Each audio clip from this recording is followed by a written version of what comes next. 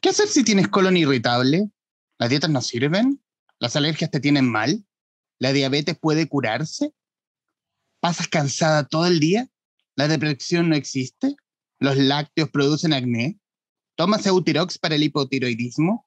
¿La cannabis es terapéutica? Y bueno, hay un montón de preguntas más que podemos hacernos en este nuevo capítulo del Traficantes de Cultura, en el que vamos a hablar de medicina, alimentación y de otra forma de hacer medicina, que es, en el fondo, es de lo que vamos a hablar hoy con nuestro invitado, el doctor Nico Soto, el afamado Nico Soto, autor de su último libro, Alto en Salud, otra forma de hacer medicina, editado por Grijalbo, y también autor de Altos Mitos, su primer libro, Suceso, y sigue siendo Suceso ahora, también editado por Grijalbo. Doctor, bienvenido. Gracias por aceptar esta conversación con los traficantes de cultura. Gracias por invitarme. Yo feliz de estar aquí. Muchas gracias. Y quien me acompaña también en la conducción de este programa, Benjamín Scott de Mundo Películas. Benja, ¿cómo te va? Muy bien, gracias. Y aquí quiero irme directo de cabeza al libro y sobre todo a la construcción del mismo, de este segundo libro. Después del Alto en Mitos viene el Alto en Salud, este libro verde que difícilmente va, que es un verde que va a llamar absolutamente la atención si lo vas a ver. ¿Cómo nace, cómo se gesta este segundo libro, doctor?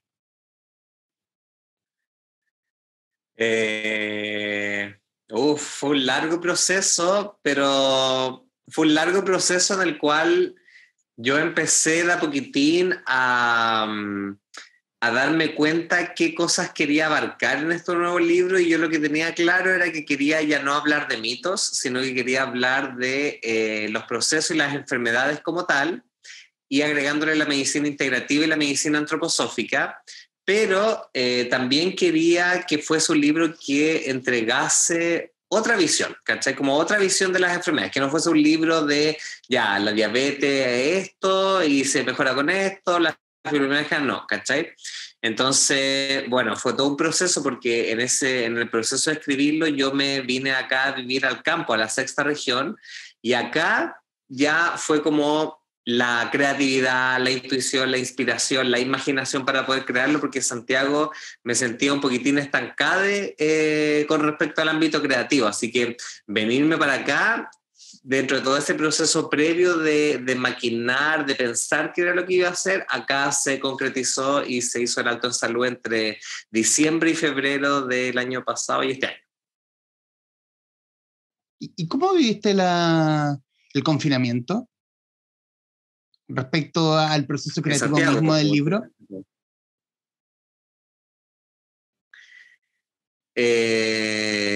Bueno, el Alto en Mitos salió cuando recién nos encerraron, pues el confinamiento salió en junio o julio, parece julio del año pasado, o sea, del 2020. Y ahí nosotros nos conocimos y ahí yo estuve haciendo varias actividades online, pues entonces después de todo eso, ahí aparece el tema de realizar este segundo libro. Y el Alto en Mitos, para que ustedes sepan, yo lo redacté en distintos cafés en Santiago, como que iba navegando de un café a otro, como que no lo escribí tanto en mi departamento, que era un departamento chiquitito, en pleno Calicanto, mucha bulla, mucha concentración. Y el Alto en Salud fue distinto, pues me vine acá a la naturaleza, al campo para poder escribirlo, porque como tú, respondiendo a tu pregunta, el proceso creativo ahí mismo en Santiago, en el centro, en este departamento, no fluía, pues, ¿cachai? Uh-huh. Benja, dale. Bueno, a mí me interesa conversar desde el punto de vista de la alimentación. Tú hablas harto de deporte, de tomar agua. Yo igual llevo una alimentación vegana hace varios años ya.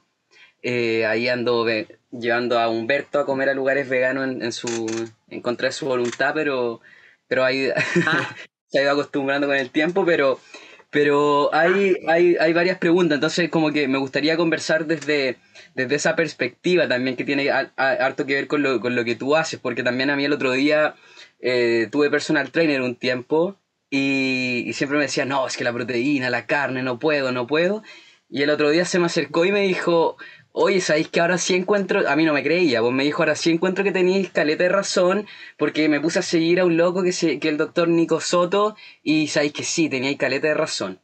¿Cachai? Entonces, ¿cómo desde tu perspectiva también como doctor y cómo lo vais planteando en tus libros, llegáis a la gente con el tema de la alimentación vegana? Porque en el libro también vais diciendo como de a poquito, como muy amigable el proceso. Claro. Es que yo creo que eso tiene que ver más con cómo yo aprendí a hacer y los profes y los médicos que tuve de profe con respecto a la medicina integrativa y la medicina antroposófica, en el cual siempre se habla de procesos y eso mismo he aplicado en la clínica. Entonces, por ejemplo, una persona que tenga, para llegar a la alimentación, te voy a dar este ejemplo, para llegar a atender o a poder ayudar a una persona, por ejemplo, que tiene fibromialgia, con otra persona que tiene fibromialgia, se pueden hacer caminos completamente diferentes. ¿Por qué? Porque cada persona es distinta, es diferente. Entonces, hay personas que de un día para otro van a adoptar una alimentación basada en planta o un estilo de vida vegano, y otras que les va a tomar un espacio y quizás nunca van a ser, entre comillas, 100%, no sé si eso existirá, 100% vegano, 100% basado en planta, pero sí quizás van a ir haciendo cambios paulatinos, se van a ir sintiendo mejor y van a aprender información y de ecología y del planeta y del sufrimiento animal y de la alimentación y de la salud. Entonces, yo por eso lo planteo así, porque tiene que ver un poco con la medicina que yo estudié y que ejerzo actualmente, pues, ¿cachai? Y una pregunta que puede sonar un tanto obvia, pero quizás no para la gente que va a ver este programa por primera vez y quizás te conozcan a través de este programa. ¿Qué significa para ti la alimentación en la salud? O sea, y decir, si no conoce a Nico Soto, ¿por qué? ¿Por qué? Claro. ¿Por qué no? ¿Qué estás esperando? Bueno, para mí la alimentación es uno de los grandes pilares en la salud y uno de los grandes pilares que está un poco obviado desde la medicina alópata convencional, lamentablemente. Pues entonces, pasa mucho en la consulta, las personas igual me dicen a veces en la firma de los libros y todo, que con un mero cambio de alimentación, muchas dolencias, muchas cositas empezaron a mejorar. Entonces, y una alimentación más vegetal, más integral, o un estilo de vida vegano. Entonces, por eso para mí la alimentación es un pilar fundamental que ojalá se diese en las carreras de la salud, porque como que los profesionales supiesen sobre estos temas y que no saliesen como hablando de los mitos que yo hablaba en el Alto Mitos, ¿cachai? Y de hecho quiero citar el capítulo 19, que el dieta vegana, está bien dicho, y el diálogo con el que comienza. Hola, ¿me podrías decir las opciones veganas de la carta? Sí, claro, señorito. Nicolás, gracias. Tenemos una ensalada primavera con crutones y queso Filadelfia, también el mix verde de tomate cherry, atún sin sal y almendras laminadas, y el preferido de nuestros clientes, huevos de codorniz a la crema endulzada con miel sureña. Oka, pediré las papas con arroz blanco, por favor. Y quiero colgarme de un video que aparece, que creo que lo vi en tu cuenta de TikTok, de que mucho tiene que ver de que para que haya un menú o un menú vegano, tiene que ver mucho con nuestro propio gusto. O sea, nosotros decir, ¿sabes qué? ¿Tienes esto o tienes esto? O como para que el negocio propiamente tal tenga un menú más variado y no te vendan atún como vegano. Oye, a mí me hicieron bolsa en un video, en un TikTok, en donde yo salía hablando de que las cafeterías que preguntaran si tenían leches vegetales, pues. Y mucha gente se enojó porque dijeron así como, ay, pero ustedes los veganos, no sé qué. Y yo así como, pero qué loco, porque de verdad, si es que las cafeterías tuviesen más opciones vegetales, los restaurantes también, lo más probable es que llegarían nuevos clientes a ellos, ¿cachai? Entonces, es como bien interesante cómo todavía no se tiene esa concepción de que sería ideal tener opciones para todos, que fue lo que al menos yo vivía en Alemania. En Alemania tú entrabas a un café y tenía leche vegetal, entrabas a un local y tenía 2, 3, 4 platos veganos, ¿cachai? Era como muy frecuente, pero acá en Chile todavía está un poco esa desconexión de opciones para todos, ¿cachai? Tenemos que comer puras papas fritas. Sí, son ricas. Depende de dónde las frían también. Dicen, ¿qué es la opción vegana? La papa cruda. No, eso es que ya te estáis burlando. Hay otro punto que es el comienzo del libro, sobre todo, Nico, que es el diostor. Tú ocupaste el término del diostor. A ver quién es el diostor y que uno ve como paciente de que al médico lo ve con cierta altura moral. O sea, que no, él tiene que... Y lo sumas también con un poco con la imagen con la que se quejan mucho porque los haters son muy dados a quejarse, porque eso le alimenta el alma, que como que tú no tienes pinta de médico, y que por qué tienes que ser así, que por qué tienes que ser así, que la cotona blanca hace todo. Y la cotona blanca también, he visto gente vendiendo cuchuflí con cotona blanca y a él no lo voy a tratar de doctor. Sí, pues. Bueno, esos capítulos nacieron de mucha experiencia que he tenido en redes sociales, en donde ahora menos, pero al principio era harto cuestionamiento de que cómo yo iba a ser médico si no tenía el pelo, o sea, si tenía el pelo de colores, si me hacían las uñas y dónde estaba mi título. Muchas personas me preguntaron por DM que les enviara esta cuestión de, no me acuerdo cómo se llama, pero que uno tiene como un registro médico, ¿ya? Y que le enviara el registro. Entonces, tantas cosas que todavía, debido a la pinta, a no tener la pinta, todavía no se cree, pues, ¿cachai? Entonces, de ahí nace un poco esa experiencia del diostor y de que no tenéis la pinta médico, porque son finalmente todos estos prejuicios que todavía alojamos, pues, ¿cachai? Benja. Oye, yo me quiero tirar un poco para el lado de los capítulos tuyos que tienen que ver con el...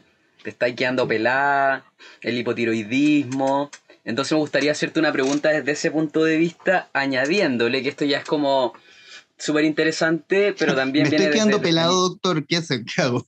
¿Qué hago, doctor? No, pero también desde la perspectiva que me parece súper interesante también tratarlo con un doctor como tú, que es súper interesante, por ejemplo, que es mi caso, sí, me estoy quedando pelada, pero yo sufrí, por ejemplo, un tiempo sufrí de hipotiroidismo, me volví vegetariano, vegano, dejé de tomar pastillas, se me regularizó, ahora estoy con un poco de ansiedad, me puse a comer como mucha chatarra, ¿cachai? Me volvió después de como, no sé, como 10 años. Y eso también provoca que se caiga el pelo, ¿cachai? Pero súmale, por ejemplo, que yo soy trans masculino y me inyecto testosterona y eso es como otra cuestión como que apunta también a la caída del pelo y te lo pregunto no directamente por mí, sino porque obviamente yo estoy metido en comunidades de chicos trans donde nos vamos pasando datos de ciertas cosas y es un tema también súper relevante y no sé si dentro de la medicina, porque claro, tú tocas ese tema desde una perspectiva en el libro, pero te lo pregunto así como desde la comunidad trans masculina, de como qué hacer hay alimentación, ¿cachai? Sobre todo cuando uno es vegano. Por ejemplo, yo he consumo biotina en los ositos de goma o la que venden en las tiendas veganas, ¿cachai? Entonces, no sé, desde tu perspectiva, ¿cómo lo ves desde ese punto? Es una súper buena pregunta porque en todo el proceso de transformación hormonal, por así decirlo, porque de verdad hay una transformación hormonal, empiezan a ocurrir bastantes cambios, ¿ya? Y yo, por ejemplo, no soy especialista en ese tipo de procesos. Sin embargo, lo que yo trato de explicar en el libro es que la caída del pelo, que es lo más frecuente, que se llama el efluvio telógeno, no tiene solamente que ver con, por ejemplo, lo que nos trata de vender la industria, que es falta de biotina y que hay que tomar colágeno y que hay que suplementarse, obvio que sí, ¿cachai? Sino que tiene que ver con otras cositas. Una de esas es lo que tú mencionás, la parte hormonal. Otra de esas también es el cambio de hábitos, que por ahí también lo mencionaste, como me alimentaba de cierta forma, ahora ya no tanto, entonces ahí quizás baja la cantidad de zinc, de magnesio, de aminoácidos, etcétera.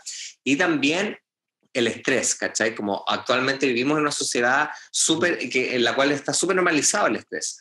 Entonces, sobre todo para una persona que está viviendo una transformación hormonal de su ser,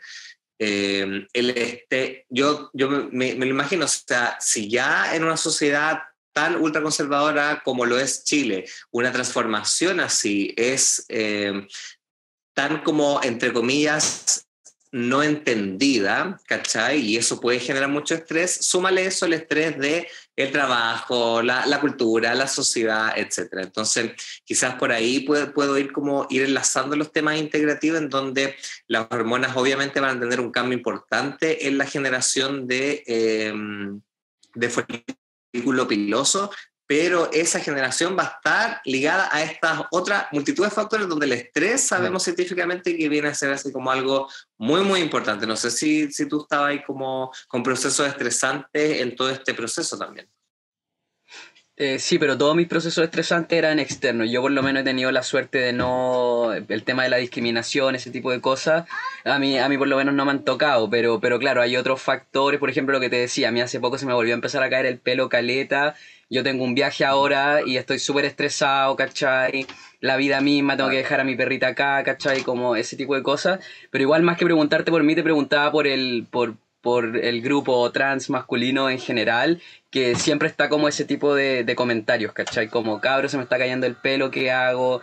Hay uno de spray, ¿cachai? El Alopex, ¿cachai? Ese tipo de cosas, pero no siempre dan resultado, ¿cachai? Entonces por eso te preguntaba desde la alimentación, ¿cachai? Porque yo sí llevo dieta vegana, ¿cachai?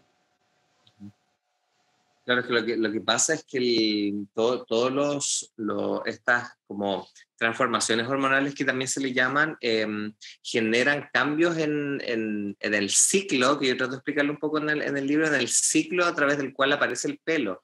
Entonces, también yo me acuerdo cuando estaba en infectología, no me acuerdo en qué parte estaba pasando, y le decían a las personas que estaban viviendo este cambio, este ciclo de las hormonas, que uno de los efectos adversos era que se te podía caer el pelo, podías tener como alteración en el ánimo, ¿cachai? Porque está todo unido, no estamos separados en partes.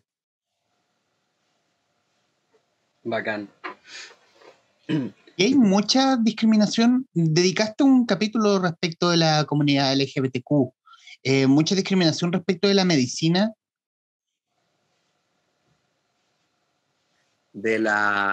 Hacia la gente de la comunidad. Claro.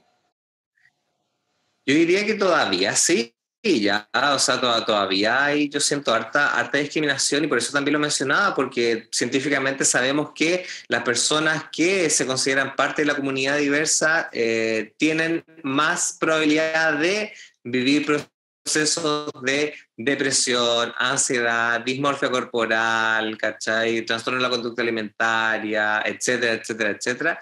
Y también problemas como a nivel atencional, como de la salud, así como sentirse discriminado. Entonces, yo dije, es sumamente importante hablar de este tema porque, no sé, el mismo hecho de ir a una consulta y que te pregunten cómo te gustaría que te llamasen, ¿cachai? O cuáles son tus pronombres, ¿cachai? Eso todavía no está tan normalizado actualmente dentro de la salud. Entonces, yo creo que por ahí también va el tema, y de cómo yo también lo he vivido, pues como yo también siendo como un médico queer, ¿cachai?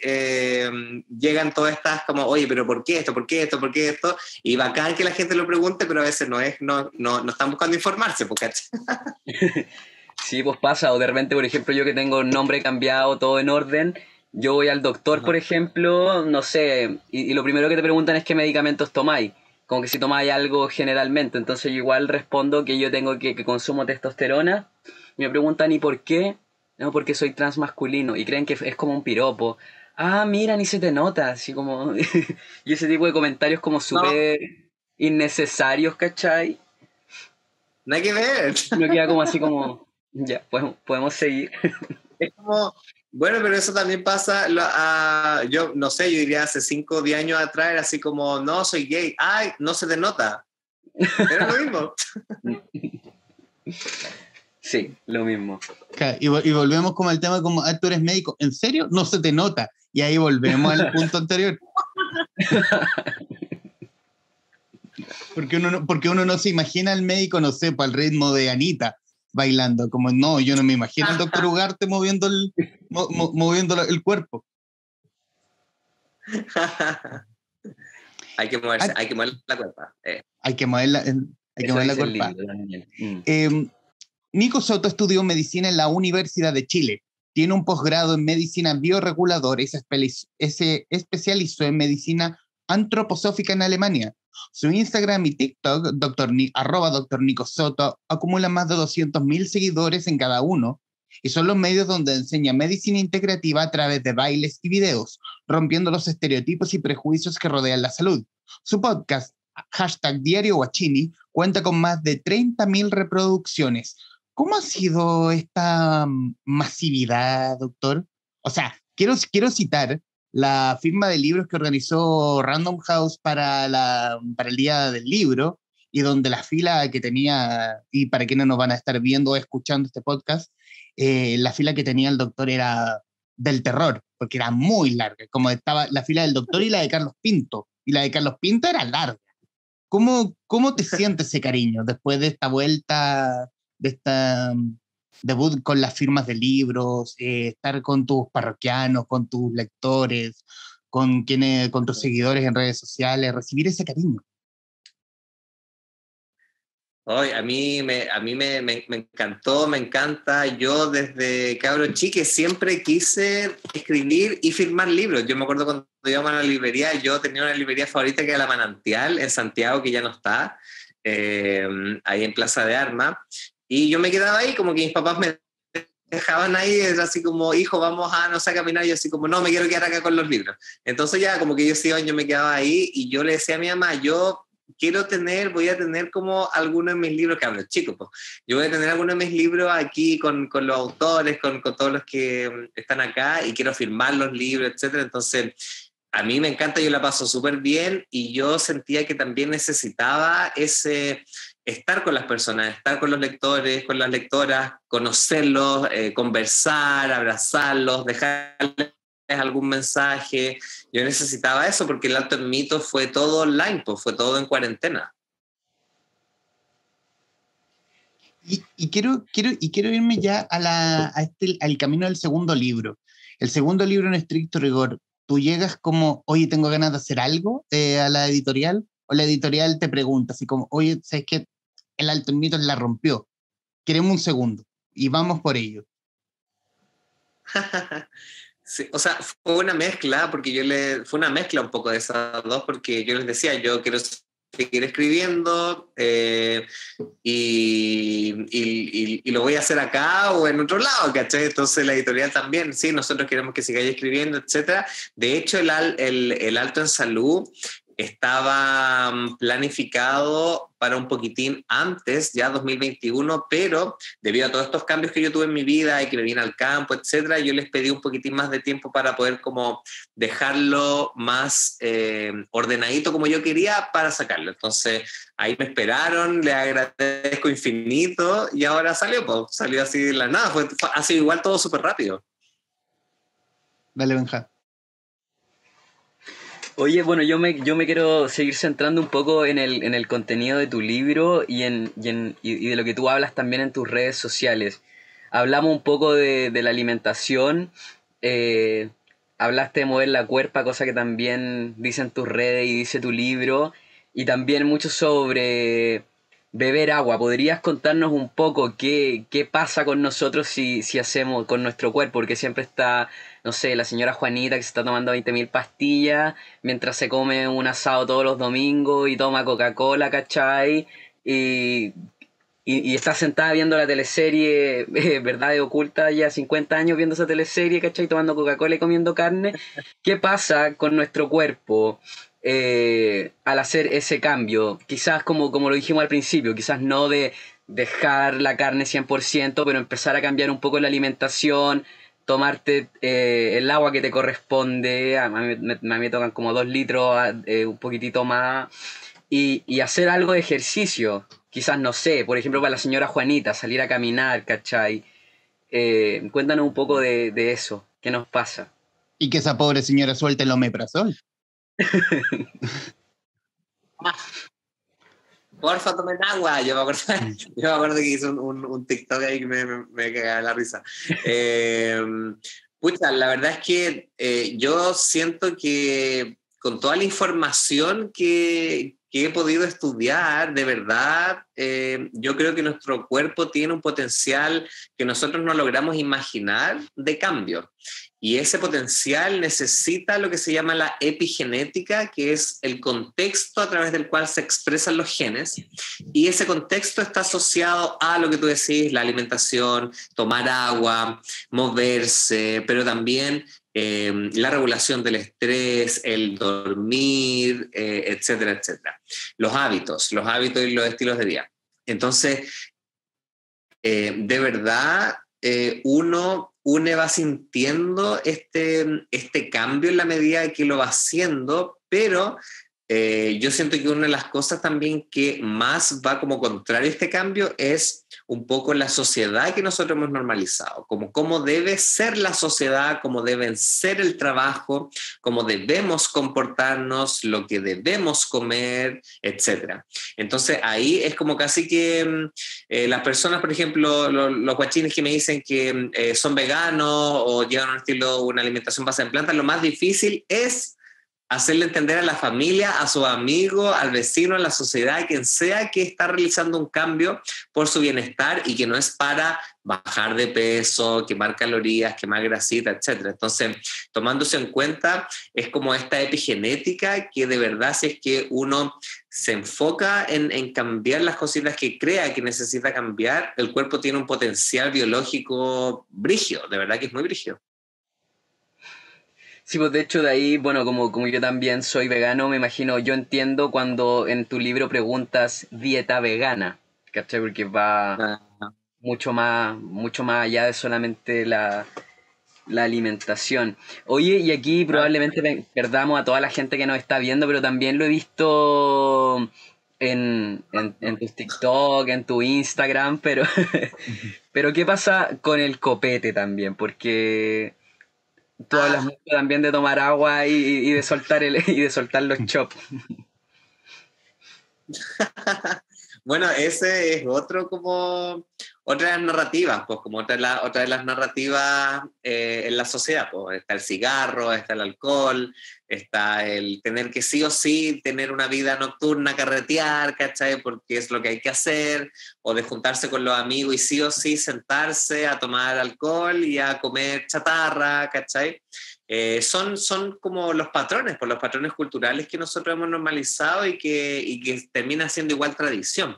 Pero si es que uno se mete en la ciencia, ahí queda la cagada, ¿cachai? Porque de verdad la molécula de alcohol es la molécula de etanol, y el etanol, sea en la cerveza, en la champán, en el pisco, en un ramazote, en un ron, en lo que sea, es la misma molécula de etanol, ¿cachai? Y es esa molécula de etanol la que se ha estudiado y que sabemos que tiene mucha, no voy a, para que no perdamos a tanta gente, no voy a decir todas las consecuencias que tiene, para eso pueden ahí leer el libro, pero tiene hartas consecuencias.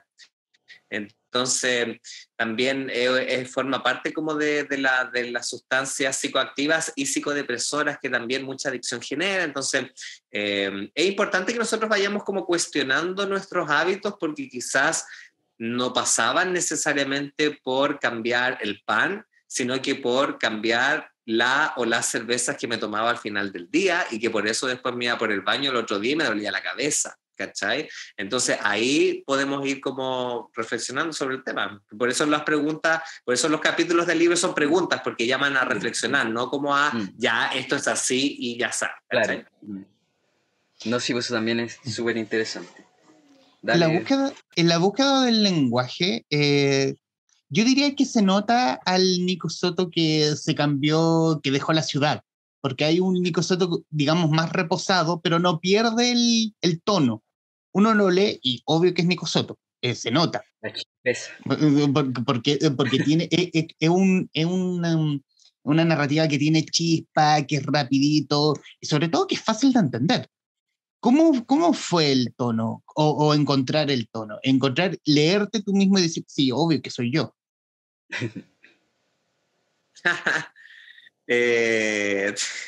No sé, o sea, es como escribir, es que es divertido, porque yo cuando me siento a escribir es como, ya, escribo, ¿cachai? Como que después yo leo y a veces digo, oye, pero ¿cómo puedo escribir esta cuestión? ¿Cachai? Pero bueno, ya vemos nomás, ¿cachai? Entonces me pasa lo mismo a veces con los TikToks, con los Reels, después los veo y digo, ¿cómo pude haber subido esto? ¿En qué estaba pensando, cachai? Pero bueno, entonces yo creo que va un poco por ahí, por el estar en, porque a mí me sirvió mucho el campo para eso, como estar yo conmigo mismo, ¿cachai? Y ahí ir como narrando lo que quería narrar, y claro, quizás el tono cambió un poquitín del Alto en Mitos, pero también fue porque yo quería abordar en mayor profundidad ciertos temas. Entonces, ¿y qué pasa a veces en la consulta? A veces las personas creen en la consulta conmigo que vamos a estar así cantando, bailando, etcétera, y a veces se encuentran con un Nico un poco más serio, un poco más como concentrado, porque en mi cabeza están pasando diagnósticos, imágenes y muchas cosas que la persona, yo me voy construyendo a partir del relato de las personas, de la narrativa, y eso mismo pasa en el libro. Pues entonces yo creo que tiene que ver con estar como este ejercicio que hace tanto la lectura como la escritura de como volver a UNE, ¿cachai? Y a partir de eso plasmarlo en, ¿cachai? Sin perderse a UNE en el proceso, ¿cachai?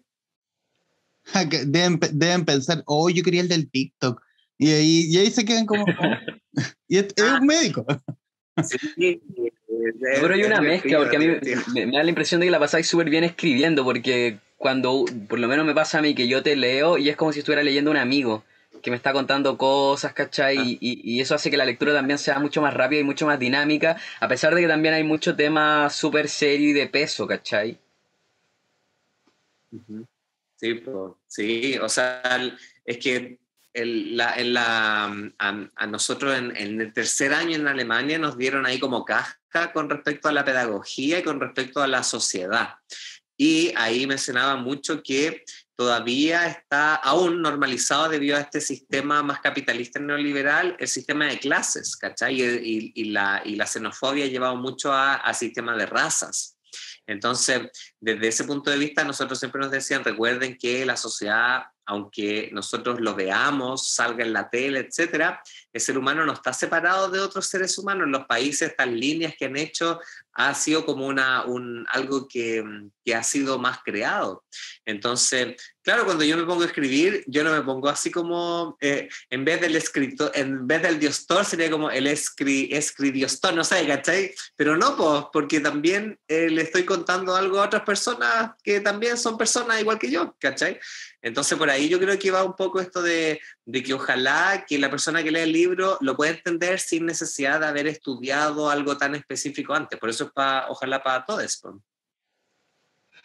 Oye, y ya que tocaste el punto de la educación en Alemania, también estudiaste en Chile, me nace la pregunta porque yo también lo he visto en documentales, sobre todo con el tema de la salud, por ejemplo, no sé, documentales como Cowspiracy, por ejemplo, no sé si lo viste, donde hablan que, por ejemplo, las mujeres que han tenido, o las personas que han tenido problemas como en los pechos, ¿cachai? Como, no sé, quistes, cosas así, cáncer, ese tipo de cosas, no deberían consumir ningún tipo de lácteos, ¿cachai? Y ahí como que viene toda la industria y te metís como a la Asociación del Cáncer de Mama y te están recomendando que comáis yogur y que toméis leche cuando debería estar prohibido porque te aumenta no sé cuánto las posibilidades de que te vuelva a dar. ¿Cómo pasa eso dentro, tú que lo estudiaste, cómo pasa eso dentro de la educación? Aquí en Chile, afuera, lo es distinto porque hay muchos doctores que tú vas, mi misma endocrinóloga, ¿cachai? Es como, pero eres vegano, entonces te debe faltar todo esto. Y como que no hay una educación, siento yo, que lo veo como vegano, respecto a la alimentación de la gente. Siempre es como, no sé, mi abuelo, por ejemplo, que sufrió varios infartos, y le recomendaban comer carne, ¿cachai? Y es como, pero ¿por qué le están recomendando comer eso? Y creen que les hace bien, y como que la medicina en general los doctores le recomiendan a la gente cosas que deberían sacar completamente de su menú. ¿Cómo lo estudian dentro de la educación que a ustedes les dan? Sí, pues, bueno, ¿te acordáis? Al principio yo decía, espero que en un futuro ojalá las carreras de la salud tengan ramos de alimentación científica terapéutica aplicada a la clínica, que es como el nombre que se le da al uso médico en un paciente de la alimentación como para que ayude en algo, ¿cachai?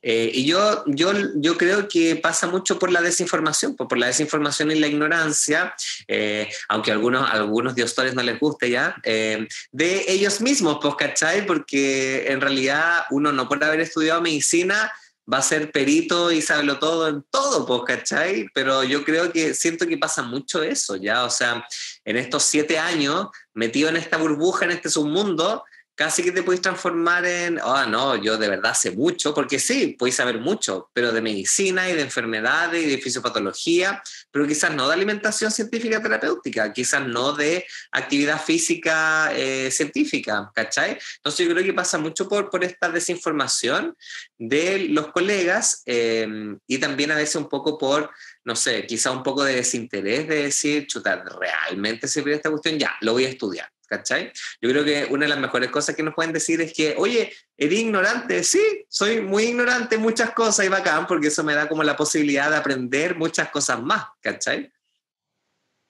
No, pero igual es brígido, como que estudian tantos años, ¿cachai? Y como que no tengan ese tipo de información. A mí siempre como que me choca cuando un doctor que estudió tanto tiempo me viene a decir como que el mecanismo me hiciera mal, ¿cachai? Claro, es que no Como quiero salir, no está en los ramos. quiero salir de su consulta ahora ya, Ah, lo Humberto. bueno es que hay cada vez más colegas médicos que están ahí Sí, expandiendo y aprendiendo más sobre estos temas, así que bacán. sí, eso es lo bueno.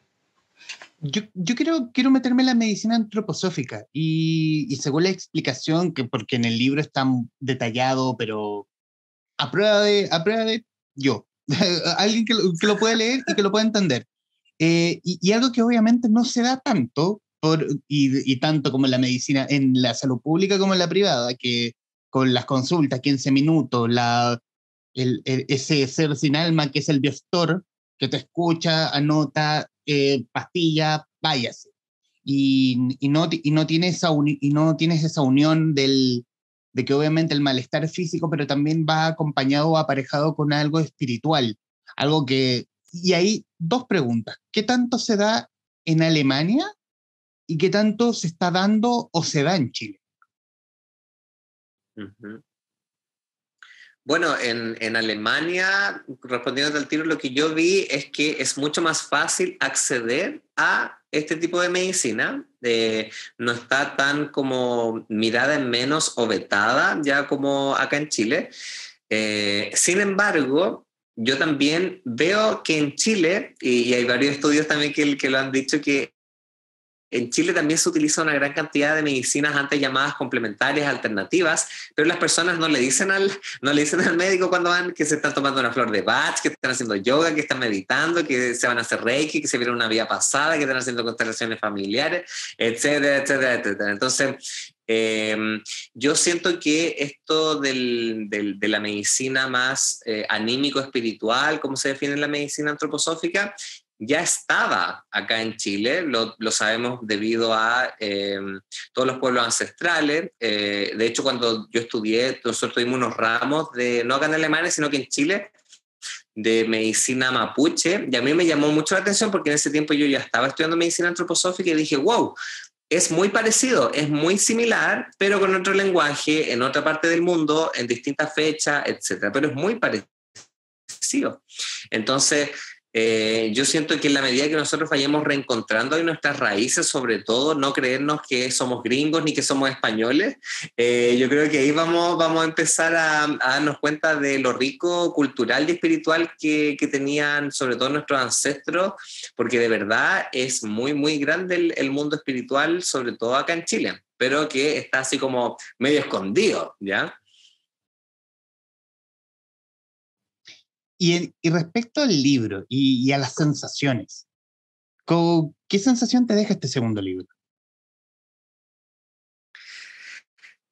Esta sensación que me deja el segundo libro es que, y yo lo comentaba ahí en alguna video o historia, es que yo siento que este libro a mí me está trayendo mucha salud, ¿cachai? Como además de ser alto en salud para las personas, también para mí lo ha sido, porque la escritura y el contenido de este segundo libro es distinto al primero, ya no son mitos, y también yo hablo un poco más de mi vida personal. Entonces uno de los trabajos ahí, procesos que hemos visto en psicoterapia, es que esta como sensación de fragilidad y vulnerabilidad frente a otras personas, a mí, al menos personalmente, me ha costado harto, porque también durante mi vida yo tuve que construir ciertas formas para sobrevivir al bullying, a la separación de mis papás, a varias cuestiones, ¿cachai?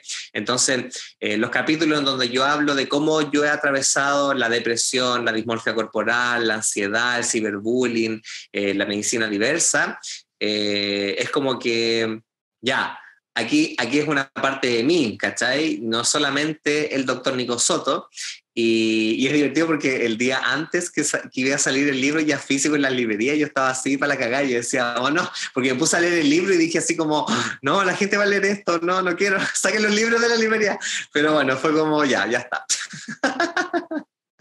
Oye, esta guagua está ahí, ya que corra, libre en el campo. Sí, que pase lo que tenga que pasar. ¿Y cómo ha sido la sensación con tus lectores? ¿El feedback de redes sociales? Bacán, ha sido muy, muy, muy bacán, muy expandido. Muchas personas también se acercaron y conocieron el alto en mitos a través del alto en salud. Entonces, como que han ido de la mano lo que tú decías al principio, como que el alto en mitos todavía sigue ahí apareciendo, sigue ahí vendiendo, y para mí igual ha sido una sorpresa. Entonces, es bacán. La verdad que para mí ha sido muy, muy, muy bacán el recibimiento de las personas. Benja. ¿Qué fue lo más entretenido para ti del proceso de escribir este libro?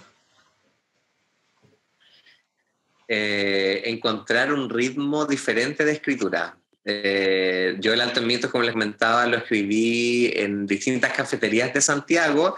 El Alto en Salud, yo despertaba en la mañana y me ponía a escribir así a mano, al solcito, así temprano, y después, no sé, pues ya llevaba 45, 60 minutos sentado y decía, ya, no puedo más, tengo que moverme. Entonces me ponía a hacer ejercicio, después volví a escribir un rato, después no sé, pues me cocinaba, después quizá atendía a algún paciente, después volví a escribir, ¿cachai? Entonces yo me di cuenta que necesité un ritmo distinto para poder escribir el Alto en Salud, que no fue igual que el Alto en Mitos, y viviendo acá en el campo de Santiago, acá en Requinoa, fue una experiencia totalmente nueva. Entonces el proceso creativo, como que he ido yo también descubriendo mis ritmos creativos a partir de la escritura de distintos libros, ¿cachai? ¿Y ganas de un tercero? ¿Cómo? ¿Y ganas de un tercer libro? No solo un tercero, muchos más, mucho más, porque siempre se puede más. Y ahí los guachines están todos así como, ¡eh! Y la editorial está así, ¡ah! Obvio que sí. Bueno, obviamente ya en los minutos que nos quedan de esta grabación, doctor, al igual que hace 2 años, muy agradecido que nos haya concedido esta hora médica gratis para el público del Traficantes de Cultura. Y obviamente estos minutos finales es para que diga lo que guste, o en estricto rigor, ¿qué consejo nos daría el Spiritiwi? El Spiritiwi. El espiritivo está metido en el baño, porque el espiritivo sale ahí con la esponja y con el baño ahí del... es divertido cuando aparece el espiritivo. Bueno, yo siento que ahora estoy viendo un proceso en el cual estoy reamigándome mucho con la biblioterapia. Yo lo mencioné un poquitín en el capítulo de depresión, creo, y la biblioterapia es el camino terapéutico que se puede hacer a través de la lectura y de la escritura de libros. Y yo de verdad me gustaría mucho que las personas volvieran a reconsiderar la importancia de la lectura y la importancia de la escritura a mano. Yo también siento que se ha automatizado mucho la lectura, y yo recuerdo que en las clases de cuando era cabro chico, escribir a mano es muy distinto a escribir en computador. Hay otro proceso ahí. En medicina antroposófica igual, como el tocar un instrumento, el bailar, todas esas cosas como que nos traen a nosotros. Y el volver a nosotros, el colocar la atención a nosotros, nos permite el autoconocimiento. Entonces, desde ese punto de vista, yo invitaría ahí a las personas que, si no han tomado un libro hace tiempo, que busquen ahí algún libro. Puede ser El Alto Mito, El Alto Solo, puede ser otros libros, ya algunas cosas. Puede ser ese. Yo amo los libros de fantasía, ciencia ficción, me ayudan mucho como a estimular mi creatividad. Porque vuelvan a reencontrarse un poco con ese espacio, ¿ya? Porque las pantallas, la tele, Netflix, etcétera, todo está súper bien, pero también es importante como encontrar otras formas de focalizar la atención y que no sea a través de una pantalla. Entonces ahí quizás ese les puede servir y pronto ahí van a ver nuevos contenidos sobre biblioterapia en mi canal YouTube. Así que ahí voy a estar ahí subiendo información nueva.